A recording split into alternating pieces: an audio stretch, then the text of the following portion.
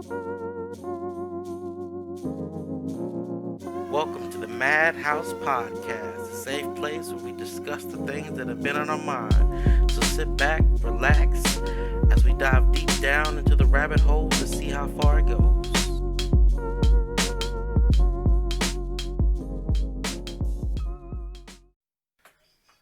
Welcome to the MadHouse Podcast. Today we're going to talk about divorce. Sensitive subject for a lot of us. Something that, if you've been a part of this show, that you know we've talked about plenty of times. Yeah. Something that we've been through. So kind of take me through your mindset on how we're going to run through this. All right, so I'm gonna give the disclaimer early, just so there's no, there's no misunderstandings. This is something that is very personal to me, and it's been on my mind very heavily. And I would do my best. I'll tell you this now. I'll do my best to try to stay on topic as best I can, and to try not to get too emotional while I'm doing this. So, having said that, I think it's appropriate to kind of start in the beginning and to kind of start with how it all went down. So I think it's important to start on reflecting on the good times and like how lessons were learned. Well, hold on. I want you to hold that thought. I want you to hold that thought. And before you get onto it, I want to go and have a flashback. Okay. Because I think this is important because for them to understand some of the stuff we had to say, I think it's important to go back to the past a little bit so they can understand where we came from. Okay. So I've always said that I was never gonna get divorced when I was younger because we went through our parents getting divorced, Yep. and we went through that situation. So one of the things why it was obviously I'm divorced, so that didn't work out. But it one of the reasons I think I stayed in my marriage for so long is just because, or my relationship is because I always told myself that I didn't want to get a divorce. So even though I might have been in a situation where it wasn't necessarily the best, I wasn't gonna do it. So I didn't want my kids to ever go through a divorce and with all that, the baggage that comes with that. With everything So, yeah. So and so I think that's important for people to know that like we've been through that. Like it's affected us. We've had our parents clashing, bad mouthing one another, and you know we felt as kids the stressors of that. So know that from when we talk about things, it's coming from a place of understanding that we've lived it at a young age, and that obviously has some effect on how we deal with it. kind of drove our decision making up into adulthood. Yeah, so that it does have. So I thought we should at least let people know, like, hey, we've actually been through this because some people they've never been through it and it's kind of new, so it's a different perspective. So yeah, I just wanted to throw that in there because I think it's important to know that we've dealt with it on multiple levels. I think it's extremely important to know, and I'm glad that you made that statement. That way the audience can kind of follow, and it's a little more heartfelt now because they at least understand, they have a little bit of context as to how we've came to this point. But I think it's important to start with the good stuff. So I don't want to make marriage seem like it's this shitty situation that nobody wants to be in. There's a lot of good that came from my marriage. The number one thing that came from my marriage that I'll always look back on is my son. Like, I'll be honest with you, there are times where I feel like maybe we rushed in, and there are times where I was like, man, if only I had my child with somebody else, maybe I wouldn't be here. But I gotta correct that thinking, because had I not had my child with who I had my child with, I wouldn't have learned the lessons that I needed to grow, and I wouldn't have my son as I know him now. And I don't care how much pain I've been through, I wouldn't give up my son for anything. I'll relive this pain all day, every day, for eternity, if I know that I get to have my son exactly the way I have him now. And I don't care about that at all. Like, he is more important to me than anything. But I mean, there were good times, in the marriage. Like, we shared a lot of good things together. Like, we shared in the birth of my son, and initially things were good. We were in the honeymoon stage, and we're laughing, having fun, we're going out, and I'll always remember when I found out that we were pregnant, we had been trying for a while and nothing. And I was at work and she came up to my job on lunch and she's like, "Hey, can I come up and see you?" And I was like, "Yeah." So she came and we like walked around the corner of my building. I was working at I think I was working at Division at the time. It was a really big building over in Fort Hood, and she came and she showed me the pregnancy test, and I was like, "What the hell is this?" Like we're pregnant. I was like, "Oh shit!" And I couldn't believe it. I was just so elated and like we were pregnant, and like that's what I had always been wanting, and we were actually going to be getting married. I think we just got married a few months earlier, or we were about to we were about to get married because we made the pregnancy announcement at the wedding. Yeah, I remember you said you were getting married, and when you said you was getting married, I said, she's pregnant. Well, we had the things like we had the little pumpkin, like we had like a little, it was a theme, like it was a little note that said, new time is coming 2016 or whatever. Like we had that at the wedding, and like that was one of the better times. Like that's something that I can look back on and I reflect on, like just the whole process of going through that. And I mean, obviously we had other times that were good before my son. We had a lot of good times and we had good memories, and like some of the things that I feel now are based off of how I felt in that situation. Like she was my everything. Like she was all I wanted. I didn't really care about nothing else. I didn't have nothing else. Like she was all I wanted. So I think it's important to make that statement and to kind of to acknowledge that there were good times. Like we had a lot of good times. Like we went on trips and we spent a lot of intimate time together, and we did things that were personal, and we shared a lot of memories together. And I think it's really, really important as we're talking about the pains of divorce to highlight the good times that we actually had together. So I mean, those are some of my better ones. Like I'm not gonna go into great detail about every single memory because I mean those are mine. But tell me about some of the good times that you've had and some of the lessons that you learned from your marriage. Ooh, I mean, I actually had a lot of good times, but that's to be expected. Like me and my ex-wife were together 13 years.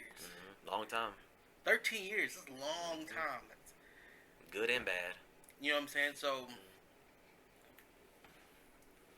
it was a while. So we experienced a lot of stuff. Like we kind of grew up together, right? So like I said, we went through that young, dumb, childish stage. But I think it was a situation where we were still growing, and those lessons that we learned, I think, were very crucial for the growth of who we were. Because I think that when you're young and you don't know anything, it's kind of hard, right? But as you learn more from each other and you learn more about yourself, you start to realize that maybe we weren't right for each other. So I think that's kind of where it kind of fell through. It kind of flees into our second topic. But I think that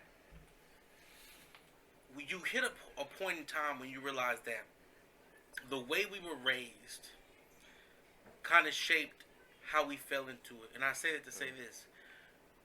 We were both from divorced families. And she didn't really have a father figure. Her father left her. So, and in essence, she really never knew how to treat a man. Because she never saw how her mother interacted with father. Her father left. So she didn't get that. So as a woman, she never knew how to treat a man. On the flip side, my parents are also divorced, and my mother wasn't around for a lot of times because she would go out a lot, and she obviously grew up a little bit more. But for a big portion of my life, I grew up thinking of women as like irresponsible, like kind of like neat. Like I had a lack of respect, I think, for women. That's why I think I dated so much, and I used to be, they used to call him a player, right? Yeah. I don't know what they call him now. I don't know what it is. A hoe. Yeah, maybe. But I had a lack of respect for women, and I think that's where that stems from, just because I felt like I had a lacking mother figure. Yeah. So she didn't know how to treat a woman. I mean, she didn't know how to treat a man, and I didn't really understand how to treat a woman. So I think that really played a big part because we were lacking that education. And as we learned more as we got older, I think that's when we started to go through the process of falling out. And it wasn't until we got back from the military when I got out, and I still remember we had a conversation before I got out, because to this point I'd always been like the person working. Like she was like pretty much like the stay-at-home mom. Like for years I worked, I provided for everybody. She stayed at home, she didn't work. So we had a conversation. I was like, okay, we're finna get out. I want to spend more time with the kids. She wanted to work at that time. She's like, I haven't worked in a while. Like, I want to get some independence. I want to work. I'm like, I just want to. Well, I've been working. I've been providing for everybody. Like, I just want to spend some time with the kids and chill and go to school or whatever. And so I still never forget sitting at the table.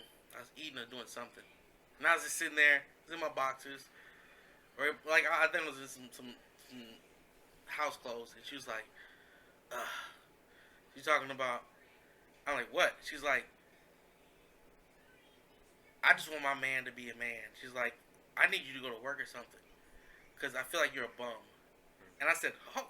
So at this point, this is when I already knew that everything was taken. I knew at this point that we finna have problems, because I said, you said you feel like I'm a bum. I said, why do you feel like that? Because you don't work and I'm working. I'm like, but I've been working I was like, we haven't even been doing this for a year. Like, it's been a couple months. Like I've been taking care of you for years. And we had a conversation before. Like this isn't something like, I'm not gonna work and you just need to figure it out. Yeah. Like, it's not like somebody sprung on you. Like, we had a talk. Like, we agreed that this is like, the route we were gonna like, go. You said you wanted more independence and wanted to work because you haven't worked in years. I said I wanted to spend more time with the kids because I spend most of my time away from the kids. Like, this is something we agreed on. She's like, yeah, I know we talked about this. I know this is what we agreed on, but now that it's happening, like, I don't like this. I don't like working and seeing you. I don't like seeing you here while I'm working. Like, I don't like that. Like, I don't like working and seeing you at home doing nothing. I don't like it. Hold on, just for clarification, you were staying at home with the kids, so that means you were taking them to school, you were cooking the food, you're making the dinner, making the lunch. So you did the exact same thing that she was doing when you were working. So essentially, the roles have just reversed. The roles reversed. Nothing else has changed. You were literally working while she would stay home and take care of the kids. And then at that point, it was a job and it was hard. So now that the roles are reversed, she didn't like the fact that, like, you were now doing her job and she was doing your job, and she didn't like that. She didn't like it. She's like, I feel like you're a bum. Like, I want my man to work. Like, she's like, I hate going to work and come home and seeing, like, I hate knowing that you're here doing nothing when I'm at work. And I'm like, and I'm confused, because I'm like, this is the role that you played for years. Like,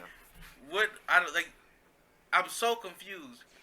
But, like, mind you, like, I already know how my ex-wife was. She was like one of those, like, when I do it, it's okay. If you do it, I'm not happy.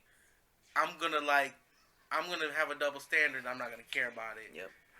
And whatever, like, get over it. I don't care if it's not fair. Like, whatever. So I already know this, but I was kind of upset. It kind of threw me off, because it's like, well, you know what? This is like. So then she's like, look for a job. Oh yeah, I'll look for a job. I didn't really look for work. I said I was going to do it, but I didn't really because at that point I kind of flipped, and like I intentionally at that point people were like, oh, you gonna find a job? Like I would tell people, yeah, I'm gonna look for a job, or this, or people like, oh, you should. I would say it, but I intentionally didn't want to get a job because I was at that point. I'm not gonna lie, like something flipped me where I was like, oh fuck you, like I was like. So that was the No, point. That's the point where you knew that it was going downhill. that I was like, you know what? I'm not gonna work. I'll say I'm gonna work. When she asked, I'm gonna pretend like I'm trying to get a job. I'm not working. I said, in my mind, I was upset because I was like, for years, I always took care of you. I never was like, oh, you're a bum. You sit at home. Hey, you know what? Whatever. Somebody cool. got to do it. Somebody got to do it. Mm-hmm. Like I supported you in doing it. I supported you in doing it, and I said, and when the kids would say something, she would say, "Oh, we couldn't go anywhere. We can't do nothing because your daddy just sits at home and don't do nothing. He's a bum. We don't have no money to go nowhere because your daddy don't do nothing." She would say stuff like that, and I said, "You know what?" I said, "It's so weird because it would make me so upset." I remember when we were in California. I remember when I was in the military and we were working, and I remember vividly. Jaden asked. She had asked for something, and I told her to ask her mother or something, and she said, "Well, I don't want to ask mom, dad. I'm asking you because you're the boss. You make all the money. You're the boss. Mommy doesn't do anything." Or she said something to the effect of, "Mommy doesn't have any money. You're the boss, Dad. You make the money. You're the boss." Something to that effect. Yeah. And I remember, I remember shutting her down. I said, "Jaden," I said, "don't ever disrespect your mommy like that." I said, "Mommy doesn't work. She stays home and takes care of you." I said, "Don't ever disrespect mommy because she doesn't work." And I kind of shut her down, like, just because daddy works doesn't mean. I said, we're both your parents. We're a team or something like that. But that's just how I moved. Like that's just how it was, because I understood that we were playing roles, and just because I was the guy making the money doesn't make my role. Because that's what teams do. Like you do the job that you're assigned on this team. Like, hey, this is what I'm gonna do. This is what you're gonna do. That's called teamwork. That's everybody being an adult, understanding. Like, hey, my role isn't to work right now. Like, we've agreed that my role. And it's not like you're like a dictatorship. I don't assume that you just was like, hey, I'm gonna work. You're gonna stay home with the kids, and you don't have a say so. I'm sure y'all had a conversation. Like, yeah, we talked about like, it. Yeah. Hey, I don't really want just anybody watching my child. Are you good with, like, staying home, taking care of the kids, and then I'll work? And I'm pretty sure she was like, okay, cool. And that's the conversation we had. And then when it flipped around, and when I was like, okay, I really want to spend some more time with the kids. I was gone a lot of time. I never looked at it as like, oh, I'm being a bum. I'm like, I just want to be here with the kids. I'm just doing what you did for. Like you did it for years. I said, but the difference is like I actually get a disability check. I go to school. I get a school check. Like, I'm actually giving money every month. Like, I get $2,000 a month to go to school. I get my disability check every month. Like, I'm actually giving money every month. I had just got the military. Like, I had over like $10,000 from just getting out the military, which I used to buy furniture, pay off debt, and whatever else. Like, you know what I'm saying? Like, that y'all created and furniture that y'all used together. Yeah, I mean, we were like buying nice stuff. Like, the kids' bed was like $2,000 or $2,500 just for their bed. So, like, yeah, I'm just buying stuff and we're living nice. And so I'm like, I never felt like. And she was like, "Oh, I'm like, what are you talking?" I was like, "I'm giving you all my money." I was like, "When you were at home, you didn't provide any money. Like I would buy myself gifts. Like, I'd give you money to buy me something.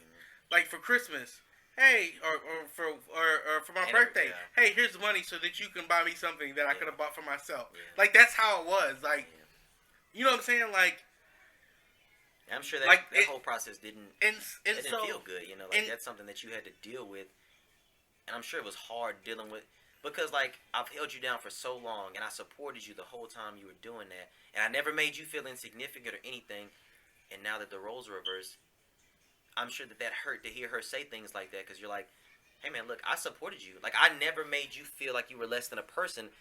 Why, when the roles are reversed, you're trying to demean me and make me feel like I'm less than a person for something that we had both agreed that we would do? and that's what I was like. And I was like, and if I ever did at some point make you feel like you were less, you could easily come to me like and say, hey, this is how I feel. Like, but that never happened really. So it's like at that point, I didn't even want to work because that's the point where I realized like, you know what, this is probably isn't gonna last anymore because I've given a lot and I'm not getting that return on that investment because like when the roles are reversed and I need you to hold it down for me, now all of a sudden it's like it was cool holding you down when you were taking care of me and you were paying for all the trips and you were doing this and I didn't have anything to worry about. But now that now that I have to provide for the family and now that I have to be responsible, I don't like this. Like I'm not happy because I have to provide, and I'm like, oh, so it's not so easy. Like so, okay, so it's so now you're seeing my worldview, and you don't like it. And at that point, I'm not gonna work. I'm just gonna whatever because I stopped caring, right? Because I already knew that we've been together this long and I'm not getting the return. And if it's only fine when I'm the one that's working and I'm the one that's struggling and trying to make it work, if it's only okay then, but when you have to feel that little bit of pressure, all of a sudden you don't like it and you're not happy with life, I said, I'm already done. So that's when I kind of checked out and felt like it was over. And like that's the kind of process I went through. So I don't know. Like, what about yourself?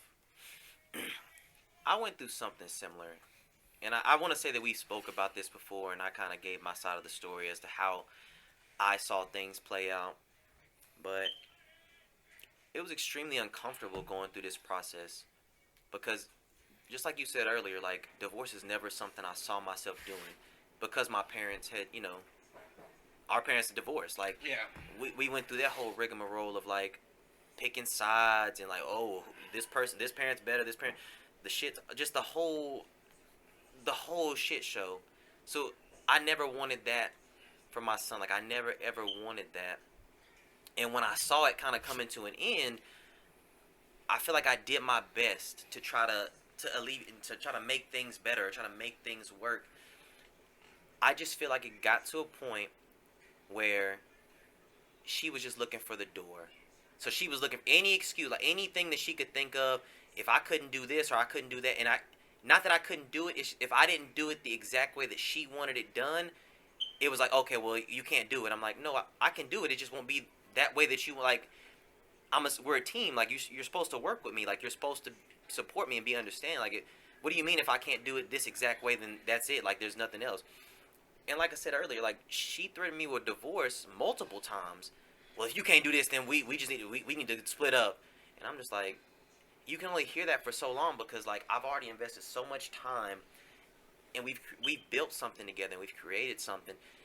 And dealing with that, it really affected me because I had this view of you and how I saw you. Like you were my everything. She meant everything to me until my son came along. Didn't nothing else mean anything to me. And when you have somebody that means that much to you start to, in essence, kind of turn into somebody else right before your eyes, and when they start telling you things like everything that you're doing isn't good enough, Yeah. and even though you know that it is, because you're like, hey, I'm giving quite a bit. Like, hey, can you give me something back? Like, nah, well, you need to do this. And I feel like it just got to a point where I was just like, okay, well, I've done everything asked. Will you love me now? Like, will you love me? Like, I've done everything that you've asked.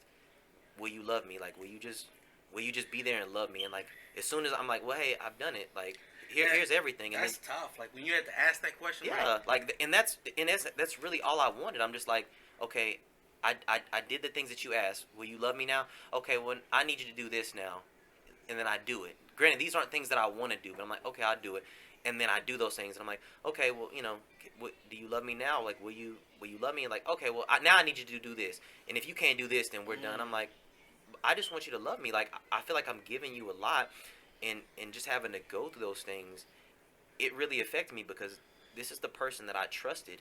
Like, I trusted her with all my intimates, like all my secrets, like things that I never ever told anybody. Like, I've shared things with her that I never ever told anyone. And when you start giving pieces of yourself like that to somebody, like, you don't necessarily get those back. Like, even to this day, like, I feel like there are pieces of myself that I gave to her that I don't have back, and that I can't just replace those things, because, like, when you experience pain and hurt like that, I can't just rebound from that. Like, I gave you pieces of myself that I thought were safe with you, and you basically was like, no, I don't care.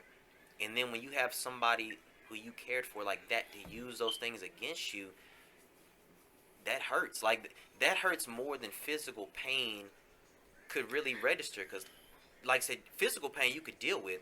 When you have, like, emotional pain, that lingers, because, like, it's not only the hurt that you've done it, but the trust that I had is now broken. And, like, just having to go through that and deal with those things, I knew when it was coming to an end. I knew it was about to be over, but I still did not want to believe it, and I still told myself that, like, okay, Jordan, you can make this work. Let's shuffle some things around, like, try to bend a little bit more, just do a little bit, like, just keep giving.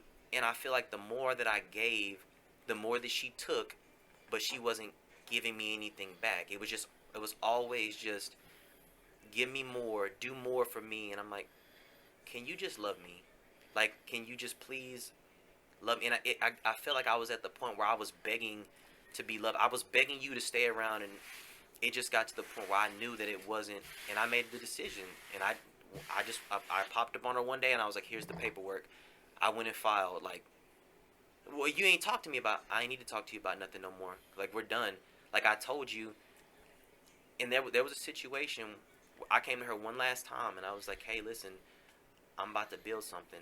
I'm going somewhere. I'm doing something. I want you to come with me. Like, I want you to be a part of this. Will you do that? And she said no. And I won't get into specifics, but she said no. She said that she didn't want to do that. She didn't feel safe with me. And at that was the point where I let it go, because I knew that it was over. And, like, I knew this, there was no longer sustainable. There was nothing more I could do. And that's when we started the whole process of, going through the divorce, which is still going on. Like, this is like the longest fucking divorce in the world. Like, and I guess we'll kind of, wrap this up and get to the last part. And like I said, I'll do my best to try to stay on topic as best I can. So if I'm starting to kind of go off for too long, you need to say something, let me know some kind of way. I don't want this show to be 4 hours long. But I guess the last point that we're going to talk about is dealing with the effects of moving on and starting over. And it's just, I don't feel like it has to be this hard.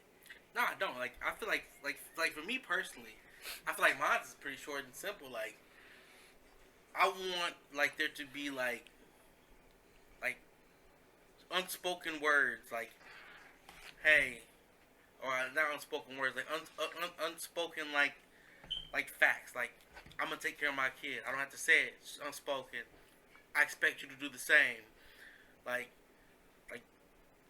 if I need something or we want to do something, I'm gonna communicate with you. Like, it's unspoken.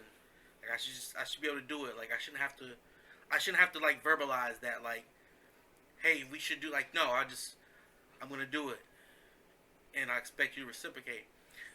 And then those things don't happen, and then you get at a loss because you're like, well, I just thought this was just like a given. Like, the kids need groceries.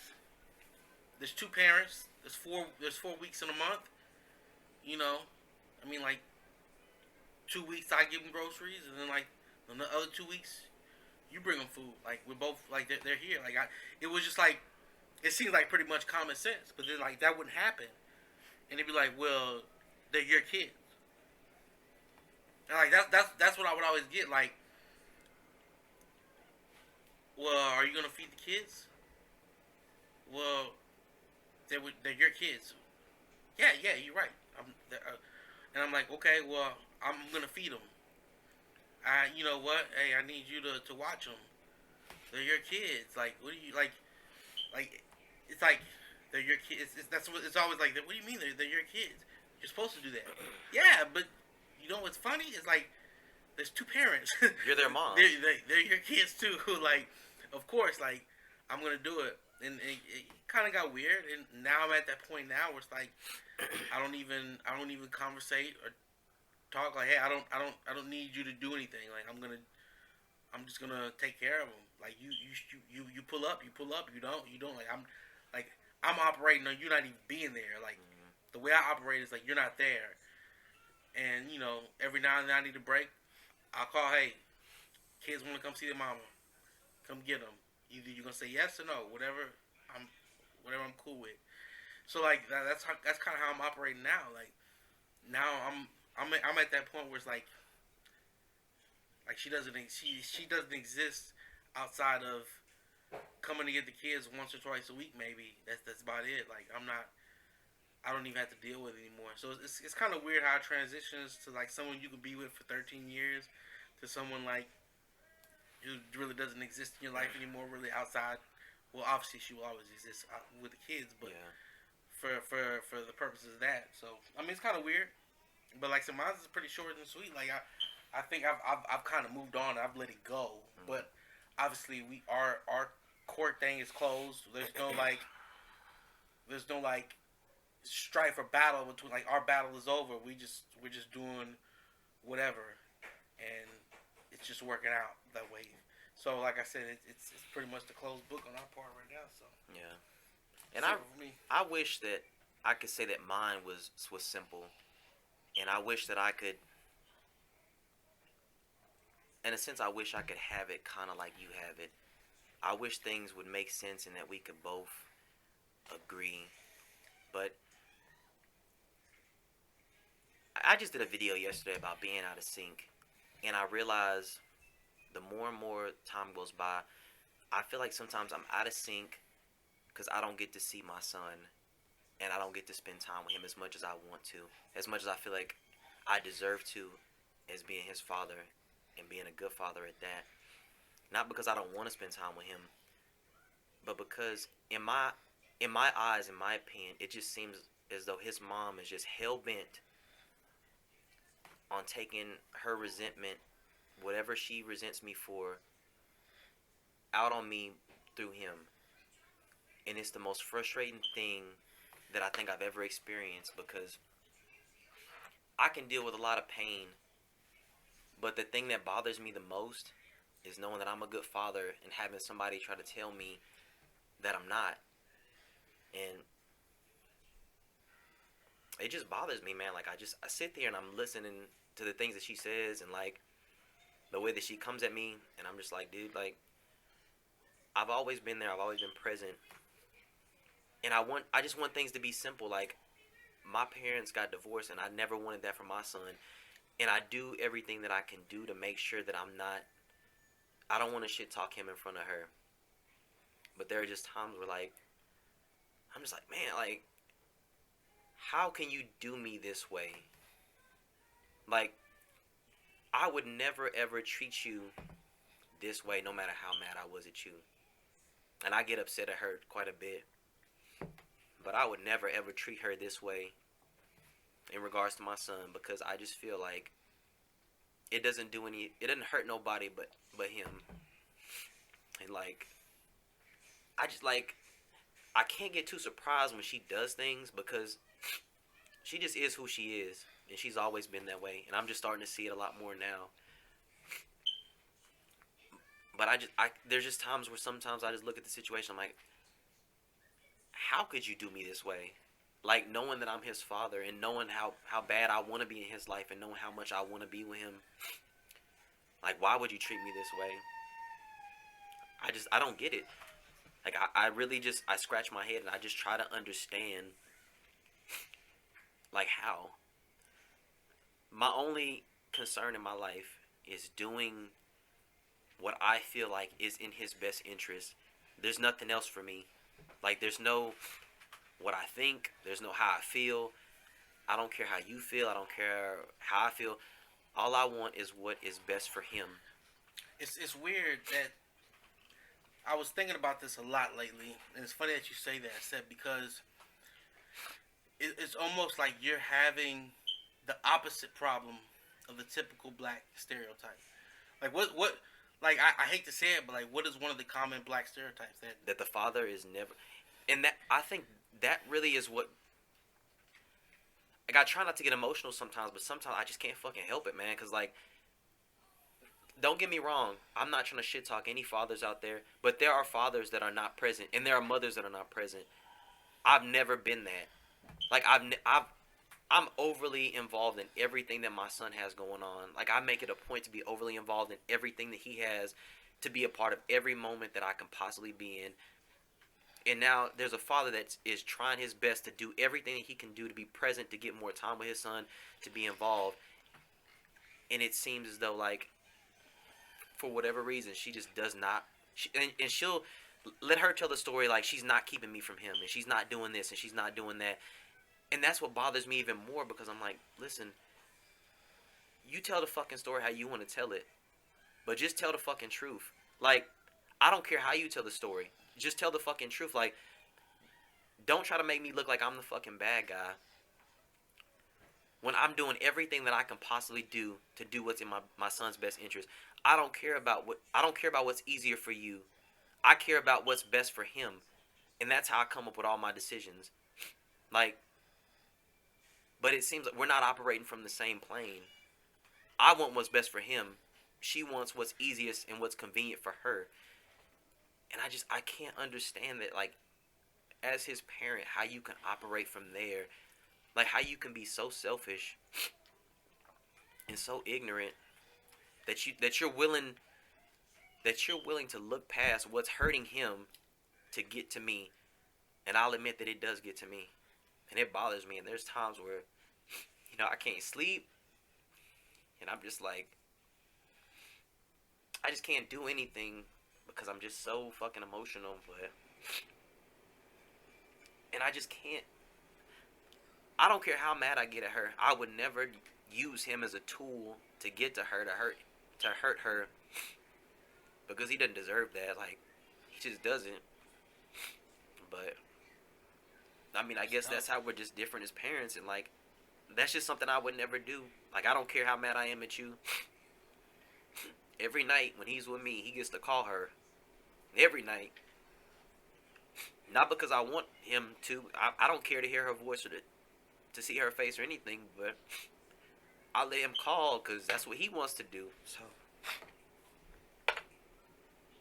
But when he's away from me, I don't get no phone calls. I don't get to see him. And I'm pretty sure that he asked to see me. But I don't get that opportunity. And sometimes I just feel like it just takes me out of sync because I can't see him. And I'm trying to learn how to live. Like my life without it being centered around him, but it's just hard because I just want to be with him so much. And it just feels like the only thing that I really care about in my life is him, and I don't even get a chance to really be there as much as I want to be. And when somebody tries to make you seem like you're not a good dad, when you know for a fact that you're doing everything that you can, I know it's not true, but it still bothers me that you would even bring that up and say that. But I just feel like sometimes it just comes from a place of anger. Like, she says those things because she know how much it bothers me. But, that's just something that we gotta work through and deal with. But, dealing with the divorce was the easy part. Dealing with what happens with my son going forward has always been the hardest part. And, you know, the shit ain't even over. Yeah. I just wish that we could co-parent and just be adults and just do what's best for him. That's all I've ever wanted. Like, I'm not saying that we got to be best friends. We got to talk. We don't have to say shit to each other. We can literally just keep it only about my son. I would have loved for us to co-parent and like be able to do stuff together and to take family pictures. I would have loved to do that just so my son can know that his dad doesn't hate his mom, and that there is love there, love shared through him. But I can't even do that now. Like I get upset when I hear her voice and when I see her face. It upsets me because I just, if you would have told 26-year-old Jordan, who was so in love, that this person that he was so in love with would do him like that in about 4 or 5 years, I would have never believed you. I'm like, man, hell nah. Like, she would never do that to me. Like, she loves me. She would never do that. Like, she would never use our son as a tool to try to manipulate me. But I would have been wrong. I would have been very, very wrong. But, you know, I'm in a place now where I'm just trying to, you know, find my balance, and I'm trying to, you know, keep myself sane, and, you know, just trying to enjoy all the time that I got with him. And yeah, I mean, that's just pretty much how I make it through. Like, just trying to find different ways to kind of cope with how life is going, and to kind of deal with this pain that I have to kind of deal with on a daily. And, you know, doing this podcast, you know, really helps me. And, you know, I do videos on Instagram sometimes, and I kind of like, you know, share how I'm feeling, and those things really help. And, you know, just talking to you about it, like, you know, I've probably been over here for like 2 hours, and we've probably been talking for like 2 hours just about life, and, you know, those kind of things help me. And, you know, I said I wasn't going to get all emotional today, and I'm really trying not to, but sometimes I just feel like I need to have these times to get this stuff out. That way, when I get to my son, I can give him the best of me, because I know we don't have as much time together. But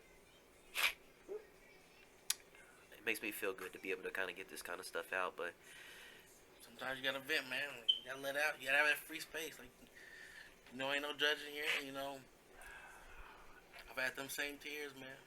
I've had them same tears. Had them same struggles. Like, you already know, safe space.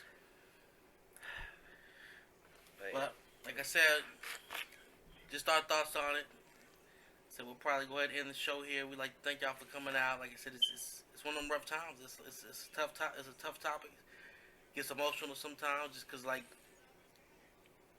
it's life, you know. Yeah.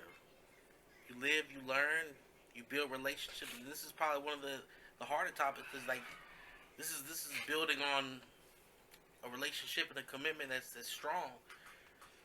You know, so thank y'all for coming out. We'll catch y'all next time. Thanks for tuning in with us today. Hopefully we were able to give you something you can use and take forward into your day. If you want to reach out to us with any questions, comments, concerns, or even topic requests, links are in the description. Join us back here again next week in the MadHouse. We appreciate you and where you are in your journey in life. And always remember, we're all quite mad here. You'll fit right in.